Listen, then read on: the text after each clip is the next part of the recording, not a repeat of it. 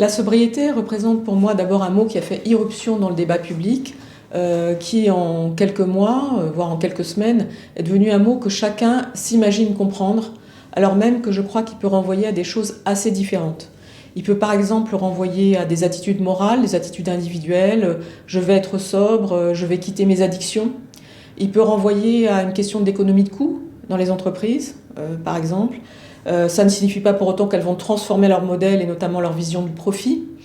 Et puis il peut renvoyer, je l'espère, à une vision qui soit plus systémique, qui soit une vision de transformation de notre modèle économique et social en respectant les limites de la planète. C'est d'ailleurs la définition que donne le GIEC dans son résumé à l'usage des décideurs, dans son rapport sur l'adaptation, lorsqu'il dit que la sobriété, c'est le développement humain dans le respect des limites de la planète. Donc on voit que les définitions qui existent de la sobriété sont multiples. Ça tient évidemment, comme je le disais, à la relative nouveauté de ce terme dans le débat public. Et on voit aussi que chacun peut en tirer des choses qui soit peuvent correspondre à une transformation en profondeur, soit peuvent arranger ses intérêts. Et je crois que c'est une des difficultés auxquelles on doit faire face.